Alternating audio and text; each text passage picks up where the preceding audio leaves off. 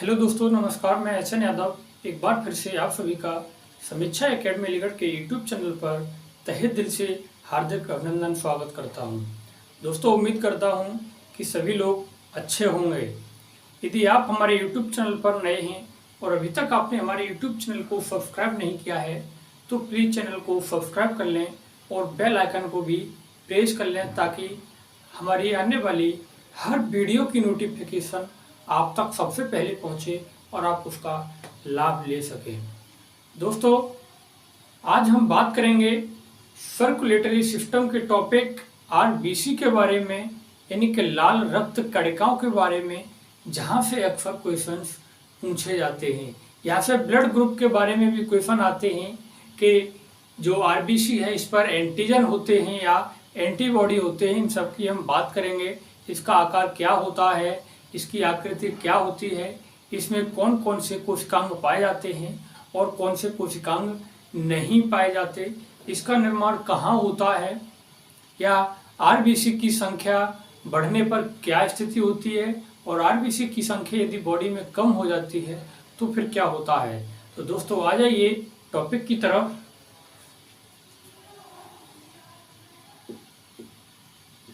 RBC, इसकी जो full form है इसमें आपने देखा होगा रेड ब्लड सेल्स भी आपने कहीं कहीं देखा होगा, लेकिन दोस्तों मैं आपको जानकारी के लिए बता दूं इसमें यानी कि जो सेल्स होता है वो बिल्कुल गलत है। यानी कि रेड ब्लड सेल्स नहीं होता, फुल फॉर्म होती है रेड ब्लड कॉर्पसल्स। यानी कि सेल वो होते हैं जहाँ पर उनका डिवीजन होता है, लेकिन यहाँ पर आरबीसी जो है यहाँ पर डिवीजन आरबीसी का यानी कि लाल जो रक्त है यानी कि उनके जो कण है उनका डिवीजन नहीं होता, तो इसको कभी भी हम सेल नहीं कह सकते। ये क्या है, एक कण है यानी कि कण के आकार का है। तो दोस्तों, इसकी फॉर्म क्या है, रेड ब्लड कॉर्पसल्स। तो याद रखना, यानी कि लाल रक्त कणिकाएं, लाल रक्त कणिकाएं। तो कहीं भी यदि ये आता है कि लाल रक्त कोशिका तो वो बिल्कुल गलत है। होना क्या चाहिए, रेड ब्लड कॉर्पसल्स यानी कि लाल रक्त कणिकाएं, क्योंकि आरबीसी का यानी डिवीजन नहीं होता। इस कारण से इसको सेल न बोल करके क्या बोला जाता है, लाल रक्त कणिकाएं बोला जाता है। दोस्तों, आइए यहाँ पर बात करते हैं बहुत ही इंपॉर्टेंट कि आरबीसी जो है एम्फीबियन से हो गए या मैमल्स हो गए, इनमें क्या केंद्रक वाली होती है या केंद्रक विहीन होती है। तो दोस्तों याद रखना, उभयचरों की अगर बात की जाए एम्फीबियंस की,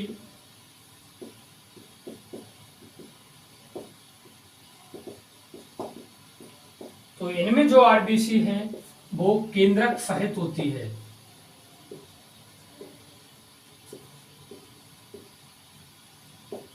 यानी कि उभयचरों के आरबीसी में केंद्रक जो है न्यूक्लियस पाया जाता है, लेकिन दूसरी तरफ यदि मैमल्स यानी कि स्तनधारियों की बात की जाए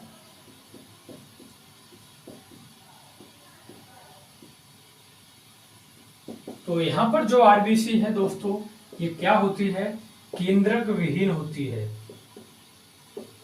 यानी कि स्तनधारी मानव हो गया, पशु हो गए, यानी कि जिनके भी स्तन होते हैं या कान होते हैं वो स्तनधारी, तो इनमें क्या होता है, आरबीसी केंद्रक विहीन होती है। यानी कि आरबीसी में केंद्रक नहीं पाया जाता। लेकिन एक्सेप्शन है इसका, वो है एक्सेप्शन में अपवाद। अपवाद है ऊंट है और लामा। ऊंट और जो लामा है इनके आरबीसी में केंद्रक पाया जाता है। तो ऊंट व लामा के आरबीसी में केंद्रक होता है। तो दोस्तों ये बहुत ही इंपॉर्टेंट है कि स्तनधारियों में यानी कि केंद्रक यानी आरबीसी में केंद्रक नहीं मिलता। लेकिन ऐसे कौन से दो अपवाद हैं, एक्सेप्शन हैं, जिनमें केंद्रक क्या है, पाया जाता है, तो वो क्या है, ऊंट और लामा है। अब ये ऊंट और लामा, ये लामा क्या है, तो दोस्तों ये बिल्कुल लामा जो है वो बिल्कुल ऊंट की तरह होता है, लेकिन इसके शरीर पर क्या है, बाल बहुत ज्यादा होते हैं। तो ऊंट जो है यानी कि लामा, ये दक्षिण अफ्रीका में मिलता है। और कह सकते हो पहचान के लिए शरीर पर बाल ज्यादा पाए जाते हैं। दोस्तों उम्मीद करता हूं कि ये आपको इतना थोड़ा सा टॉपिक क्या है आपको समझ में आया होगा। अब हम आगे बात करने वाले हैं आरबीसी के बारे में ही, कि आरबीसी की जो आकृति है वो किस प्रकार की होती है, इसका आकार क्या होता है। तो दोस्तों यदि स्क्रीनशॉट लेना चाहते हैं तो स्क्रीनशॉट ले लीजिए, इसके बाद हम अब आगे बात करने वाले हैं।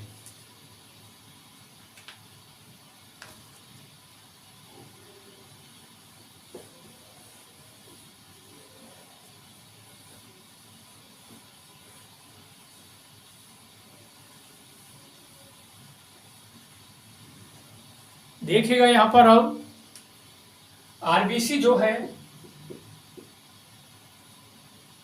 आरबीसी में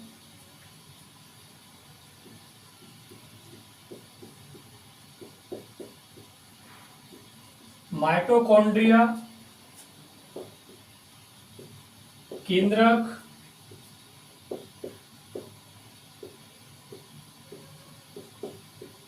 अंतःप्रद्रव्य जालिका,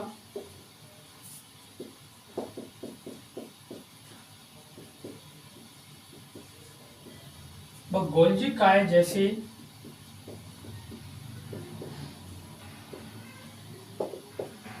कोशिकांग नहीं पाए जाते। तो बहुत ही इंपॉर्टेंट याद रखना कि आरबीसी में क्या क्या नहीं मिलता। तो आरबीसी में माइटोकॉन्ड्रिया नहीं होता, केंद्रक नहीं होता, और आगे गोल्जी काय नहीं होता, अंतःप्रद्रव्य जालिका भी इसमें नहीं पाई जाती। यानी कि ये जो 4 कोशिकांग हैं, कोशिका के अंग, ये क्या है, आरबीसी में नहीं मिलते हैं। तो दोस्तों बहुत ही इंपॉर्टेंट है ये। अब यहाँ पर बात आती है माइटोकॉन्ड्रिया की। आरबीसी में माइटोकॉन्ड्रिया नहीं पाया जाता, यानी कि जब माइटोकॉन्ड्रिया नहीं होता आरबीसी के अंदर, तो आरबीसी जो है वो ऑक्सीशोषण नहीं कर पाती। तो कह सकते हो यहाँ पर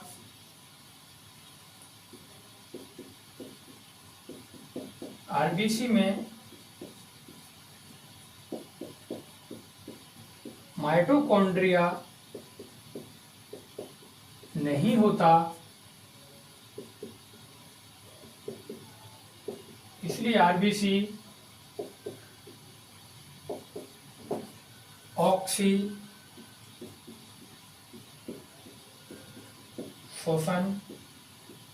नहीं कर पाती, जबकि आरबीसी में 97% ऑक्सीजन पाई जाती है। यानी कि आरबीसी जो है इसमें माइटोकॉन्ड्रिया नहीं होता। जो माइटोकॉन्ड्रिया नहीं होता तो क्या है, ये ऑक्सीजन को क्या है, और यानी कि ऑक्सीशोषण भी नहीं कर पाती, और ऑक्सीशोषण नहीं कर पाती यानी कि मतलब अगर आप देखा जाए तो आरबीसी जो है इसमें 97% ऑक्सीजन गैस पाई जा रही है, उसके पश्चात भी क्या है, ये ऑक्सीशोषण नहीं करती। कारण क्या है उसमें, यानी कि इसके अंदर क्या है, माइटोकॉन्ड्रिया नहीं होता। यदि माइटोकॉन्ड्रिया होता तो ये क्या है, ऑक्सीशोषण को कर पाती। हमने पिछली क्लास में बात की थी, ये 97% ऑक्सीजन गैस आरबीसी में पाई जाती है, तो 3% जो बची वो कहाँ पाई जाती है, वो प्लाज्मा में पाई जाती है। दोस्तों अब हम बात करने वाले हैं इसके आकार के बारे में कि आरबीसी का आकार क्या होता है, इसकी आकृति क्या होती है। तो देखिए दोस्तों आगे बात करते हैं अब हम।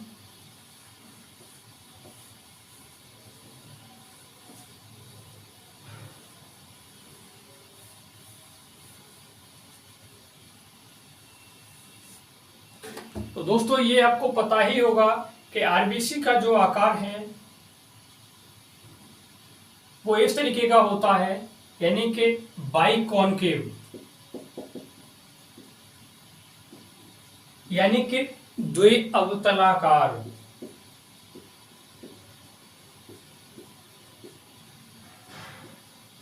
द्विअवतलाकार ये क्या है, यानी कि इसकी क्या होती है, शेप होती है किसकी, आरबीसी की। यानी कि अवतल जो दर्पण होता है बिल्कुल, यानी कि अवतल जो लेंस है, दर्पण नहीं, तो अवतल लेंस जो है वो इस तरीके का होता है। तो दोस्तों ये भी क्या है, किनारों पर उठा हुआ और बीच में दबा हुआ है, उसी तरीके से ये दर्पण भी। तो इस कार्ड से इसको, इसकी जो शेप है वो क्या है, जो अवतलाकार है, यानी कि बाई कॉनकेव है। दूसरी बात दोस्तों, ये जो आरबीसी है मान लीजिए इस तरीके से, तो ये क्या है, ऑक्सीजन गैस इसके अंदर उपस्थित रहती है, लेकिन ये ऑक्सीशोषण नहीं कर पाती। अब ये जो आरबीसी में जो ब्लड है, यानी कि जो ब्लड है, ये फिर किस तरीके से श्वसन को कर पाता है। तो दोस्तों उसके अंदर श्वसन के लिए, ट्रांसपोर्टेशन के लिए क्या पाया जाता है, हीमोग्लोबिन होता है। और हीमोग्लोबिन के अगर कलर की बात की जाए तो कैसा होता है उसका कलर, पर्पल यानी कि बैंगनी। आप कह रहे होंगे ये क्या, हमने तो अब तक लाल पढ़ा है। तो दोस्तों ये सही है, हीमोग्लोबिन का कलर बैंगनी यानी पर्पल ही होता है। लेकिन जैसे ही हीमोग्लोबिन की क्रिया ऑक्सीजन से होती है, यानी कि ऑक्सी हीमोग्लोबिन होता है, वैसे ही इसका रंग कैसा हो जाता है, लाल चटक रंग हो जाता है, यानी कि गहरा लाल रंग हो जाता है। लेकिन उससे पहले जब हीमोग्लोबिन जब सामान्य अवस्था में होता है, बिल्कुल जनरली, उस समय इसका रंग कलर कैसा होता है, बैंगनी होता है। और ऑक्सीजन से क्रिया होते ही क्या हो जाता है, ये रेड कलर का हो जाता है। तो इस तरीके से ये क्या है, ऑक्सी हीमोग्लोबिन बन जाता है, यानी कि ये HbO2। और इस माध्यम से क्या है, ऑक्सीजन गैस जो है और CO2 गैस का ट्रांसपोर्टेशन पूरे शरीर में परिवहन का कार्य क्या है, ये हीमोग्लोबिन करता रहता है। दूसरी बात, ये जो आरबीसी है, इसकी जो जीवन अवधि है वो कितनी है।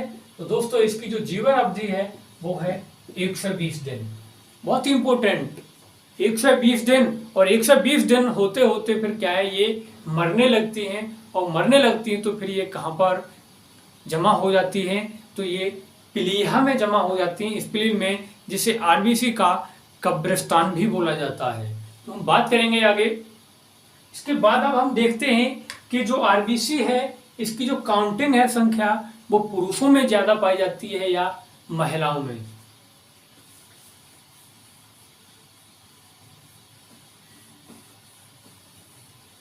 तो देखना दोस्तों, आरबीसी जो है पुरुषों में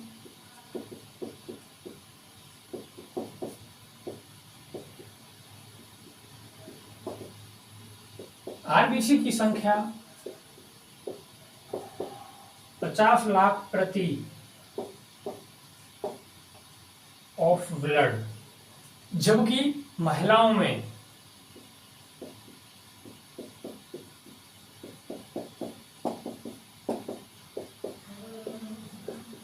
45 लाख प्रति मिलीमीटर क्यूब ऑफ ब्लड। यानी कि 1 घन मिलीमीटर में पुरुषों में कितनी है आरबीसी की संख्या, 50 लाख है। और महिलाओं में कितनी है, 1 मिलीमीटर घन में, 1 मिलीमीटर में कितनी है, 45 लाख है दोस्तों। तो उम्मीद करता हूँ ये भी आपको बिल्कुल क्लियर हो गया होगा। ये छोटे छोटे पॉइंट क्या इस तरीके से भी एग्जाम में पूछ लिए जाते हैं। अब आइए आगे बात करते हैं। अब हम इसके निर्माण क्रिया के बारे में कि किस तरीके से आरबीसी के निर्माण की क्रिया प्रारंभ होती है और किस अवस्था से प्रारंभ होती है।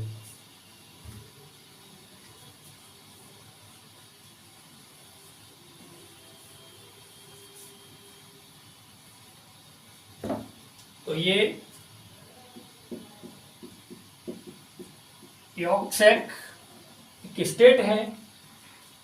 जब स्पर्म और एग जब आपस में मिलते हैं और जब उनके बीच यानी कि जायगोट का निर्माण होता है, तो उस समय यानी कि एगमनज, उस समय क्या है, आरबीसी के निर्माण की क्रिया प्रारंभ होती है।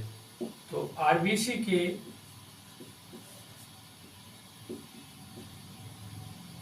की क्रिया प्रारंभ होती है कब, जब यॉर्क सैक स्टेट होती है। इसके बाद आगे आते हैं फिर ये क्या है सर, लीवर, कि लीवर का भी पढ़ा है। तो लीवर जो है ये भ्रूणा अवस्था में, भ्रूणावस्था में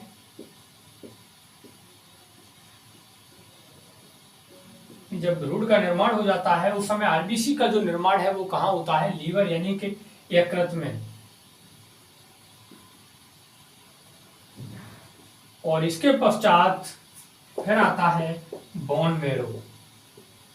अब ये जो अस्थि मज्जा है, बोन मैरो, इसमें कब आरबीसी के निर्माण की क्रिया प्रारंभ होती है? तो दोस्तों याद रखना, जब एडल्ट यानी कि वयस्क अवस्था में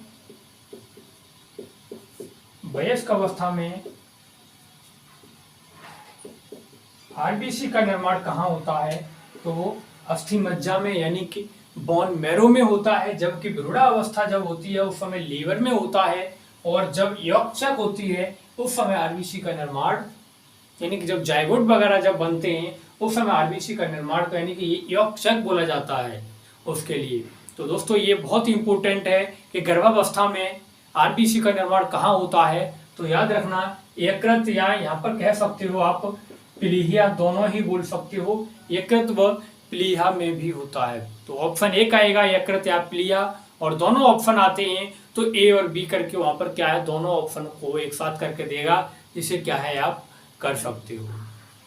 क्योंकि उस समय दोस्तों यहाँ पर हम बोन मैरो नहीं बोल सकते, क्योंकि उस समय अस्थि मज्जा या अस्थियों का निर्माण पूर्ण तरीके से नहीं हो पाता है भ्रूणावस्था में। उस समय केवल मांसल का यानी कि मांस का एक लोथड़ा है, इस कारण से वहां पर आरबीसी का निर्माण नहीं होता। दोस्तों उम्मीद करता हूं ये आपको बिल्कुल समझ में आ गया होगा। अब हम बात करेंगे आरबीसी के संख्या बढ़ने पर क्या होता है और आरबीसी की संख्या में कमी होने पर कौन से रोग उत्पन्न हो जाते हैं।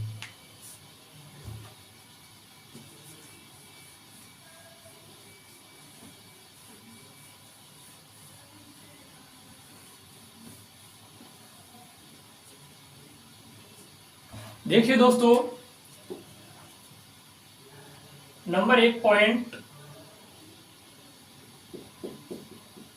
आरबीसी की संख्या में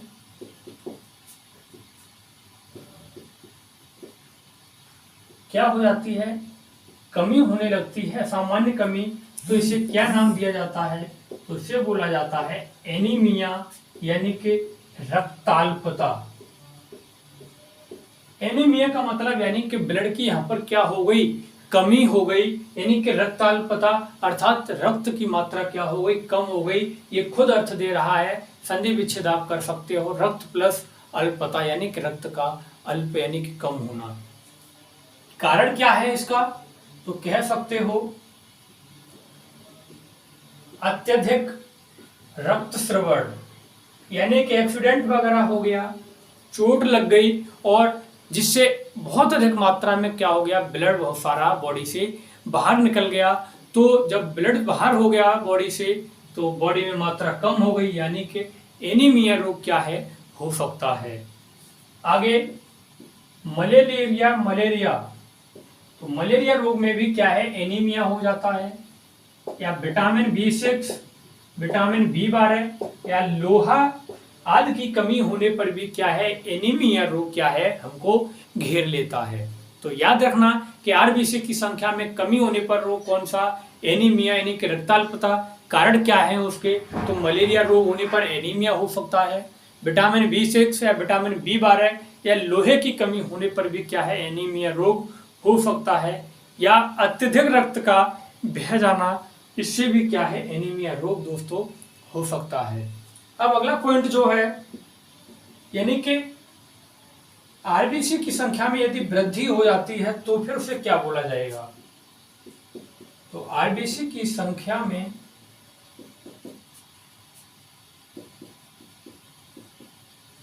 असामान्य वृद्धि यानी कि बहुत अधिक वृद्धि होने पर रोग हो जाता है पॉलीसाइथेनिया। ये शब्द तो आप बखूबी परिचित ही होंगे, पॉली। और पॉली का मतलब क्या होता है, बहुत होता है, यानी कि पॉलीथेन, पॉलीमर। तो पॉली का मतलब आप समझ ही गए होंगे। तो यानी कि पॉली से मतलब यानी कि कहीं पर भी वृद्धि होना, बढ़ना। अब इसका कारण क्या है, क्यों बढ़ रही है ये आरबीसी की काउंटिंग यहाँ पर? तो कह सकते हो यहाँ पर यानी कि कारण में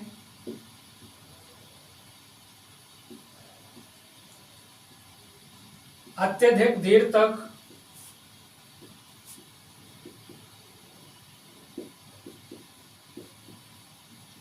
व्यायाम करना या खेलना या ऊंचाई पर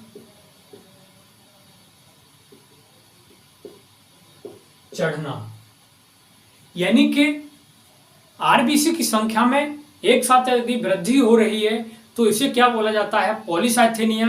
अब ये रोग उत्पन्न क्यों हुआ, तो कह सकते हो यानी कि अत्यधिक देर तक एक्सरसाइज यानी कि व्यायाम करना या खेल कूदना या पहाड़ों पर चढ़ना, सीढ़ियों पर चढ़ना। तो आपने देखा होगा जब आप पहाड़ों पर चढ़ते हो या एक्सरसाइज कर रहे होते हो तो चेहरे का जो रंग है वो बिल्कुल लाल हो जाता है।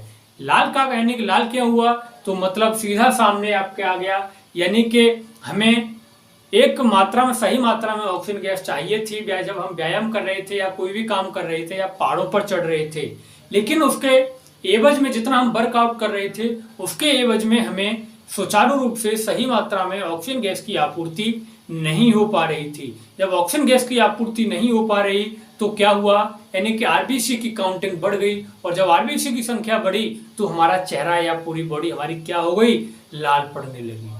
आपने देखा होगा व्यायाम करते होगे आप तो एक साथ सांस फूलने लगती है, यानी कि हम क्या है, गहरी सांस लेते हैं, यानी कि हमारी बॉडी को रिक्वायरमेंट है उस समय, क्योंकि हम वर्कआउट ज्यादा कर रहे हैं, बहुत मेहनत कर रहे हैं, तो रिक्वायरमेंट क्या है, अधिक ऑक्सीजन की, लेकिन हमें अधिक ऑक्सीजन नहीं मिल पाती। जब नहीं मिल पाती तो हमारा चेहरा लाल पड़ जाता है, और जब लाल पड़ जाता है फिर आप क्या है, कुछ देर के लिए या बिल्कुल लास्ट में क्या है, बंद कर देते हो एक्सरसाइज के लिए कि भाई अब हमने एक्सरसाइज कर ली।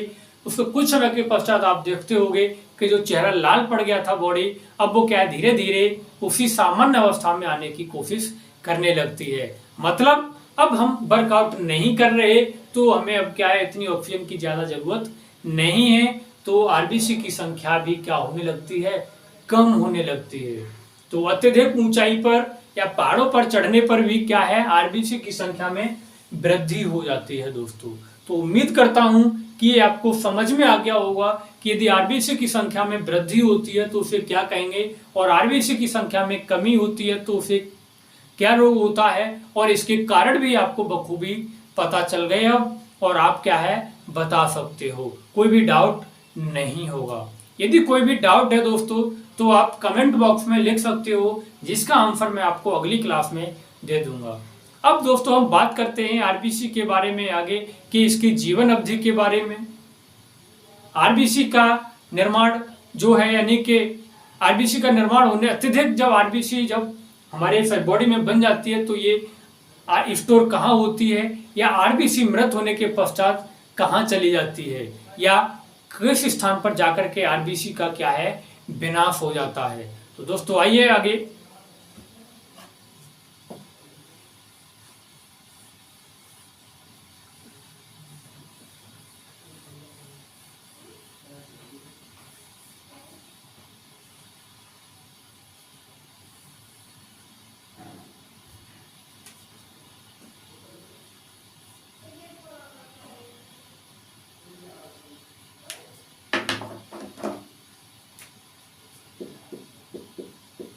आरबीसी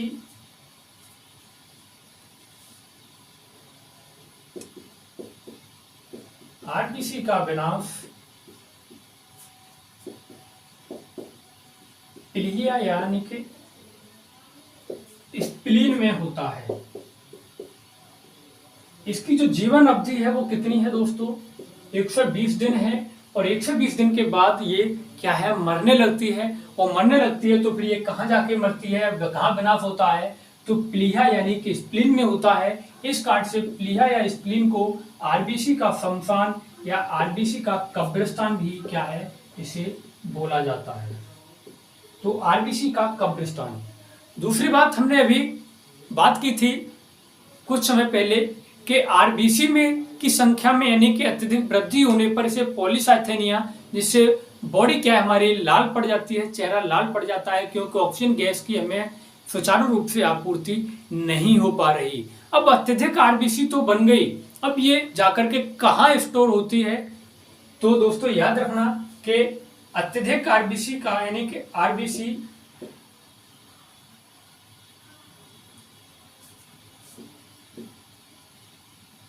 अत्यधिक आरबीसी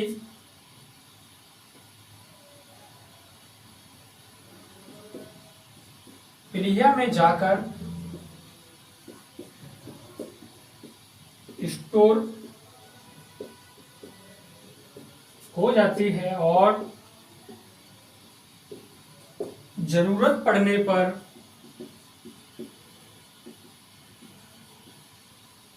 रिलीज कर दी जाती है।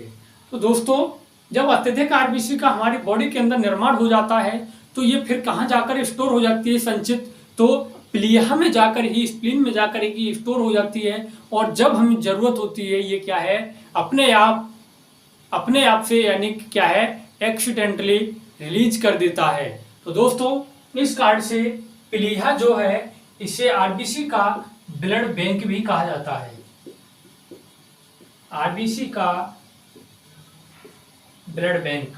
तो यहाँ पर दो क्वेश्चन कि आरबीसी का कब्रिस्तान किसे, तो प्लीहा के लिए, और आरबीसी का ब्लड बैंक भी किसे कहा जाता है? इसी प्लीहा को ही कहा जाता है, क्योंकि यहाँ पर अत्यधिक आरबीसी जो है वो कहाँ संचित हो जाती है, स्टोर हो जाती है और आवश्यकता पड़ने पर क्या है, रिलीज भी कर दी जाती है। और ये विनाश भी कहाँ होता है इसका, इसी प्लीहा स्प्लीन में जाकर ही हो जाता है। तो कब्रिस्तान भी और क्या, ये ब्लड बैंक भी जो बहुत ही क्या है, इम्पोर्टेंट है। तो दोस्तों उम्मीद करता हूं कि ये आपको यहाँ तक समझ में आ गया होगा। अब हम बात करने वाले हैं आगे कि आरबीसी में जो ट्रांसपोर्टेशन का जो काम है वो कौन करता है, O2 और CO2 को एक जगह से दूसरी जगह तक पहुंचाने का काम। तो देखिए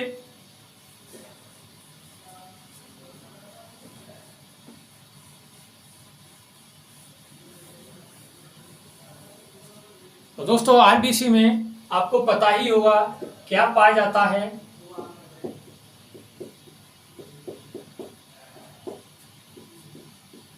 हीमोग्लोबिन। और हीमोग्लोबिन जो है इसमें हीम एक रंजक है यानी पिगमेंट्स है, जबकि यहाँ पर प्रोटीन क्या है, ग्लोबिन प्रोटीन है। ये ग्लोबिन प्रोटीन ही है जो अमीनो एसिड या पॉलीपेप्टाइड्स से बनी होती है और यही क्या है, पूरी बॉडी में O2 और CO2 को एक जगह से दूसरी जगह पहुंचाने का काम करता है। कौन? Globin protein. जबकि हीम का केवल काम है उसके कलर को क्या करना, रेड करना। तो ये इसमें पूछा जा सकता है कि हीमोग्लोबिन जो है इसमें प्रोटीन कौन सी पाई जाती है, तो ग्लोबिन प्रोटीन। और रंजक यानी कि पिगमेंट्स कौन सा, तो हीम नामक रंजक पिगमेंट्स, जिसके कारण ब्लड का रंग कैसा होता है, लाल होता है दोस्तों।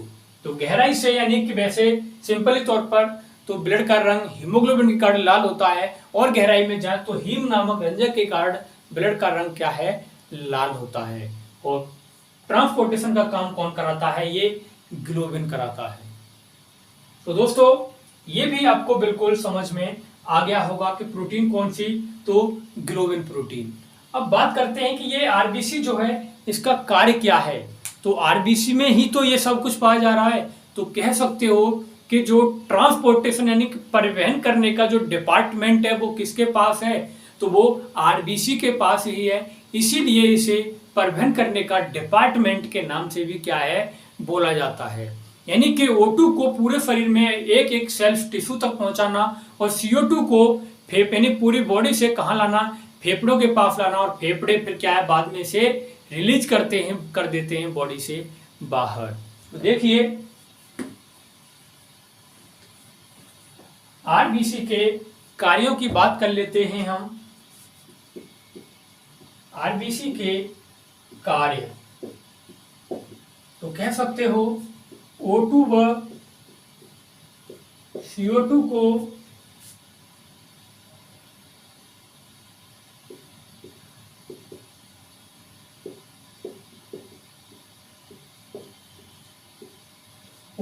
CO2 का शरीर में परिवहन कराने का काम किसका है दोस्तों? तो वो क्या है? आरबीसी का है। तो नंबर 1। दूसरा नंबर, रक्त समूह का निर्धारण। तो दोस्तों रक्त समूह यानी कि ब्लड ग्रुप का निर्धारण भी, कि ब्लड ग्रुप ए होगा, बी होगा या ओ होगा या ए बी होगा, इसका निर्धारण भी कौन करता है? तो वो आरबीसी ही है जो ब्लड ग्रुप को भी क्या है? निर्धारित करती है दोस्तों। तो उम्मीद करता हूं कि आपको सब कुछ समझ में आ गया होगा दोस्तों। यहीं पर एक और नोट करके लिख लीजिएगा लास्ट में कि आरबीसी जो है इसको फटना क्या कहलाता है, यानी कि यदि आरबीसी में ब्लास्ट हो रहा है तो इसे किस नाम से दोस्तों बोला जाता है? तो याद रखना, आरबीसी का फटना।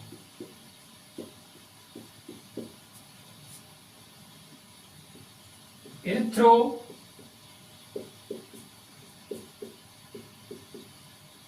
ब्लास्टोसिस। जबकि इसका रासायनिक नाम जो है, आरबीसी का रासायनिक नाम जो है वो क्या है? इरिथ्रोफाइट।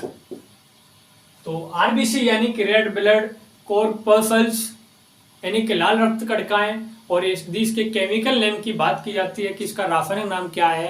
तो इरिथ्रोफाइट है। तो दोस्तों ये सब कुछ आपका समझ में आ गया होगा कि ब्लड ग्रुप का निर्धारण कौन करता है। तो आरबीसी O2 CO2 को परिवहन करने का काम कौन कराता है? तो आरबीसी। हमारा चेहरा लाल पड़ रहा है तो इसका मतलब क्या है? तो इसका कारण है सीधा आरबीसी की संख्या हमारी बॉडी में बढ़ गई। यदि चेहरा लाल नहीं पड़ रहा काम करने के बाद भी, तो क्या है? इसका मतलब हमारी बॉडी में आरबीसी कम है, यानी कि ब्लड की कमी है। तो दोस्तों ये आपके समझ में आ गया होगा। इसी के साथ थैंक यू सो मच।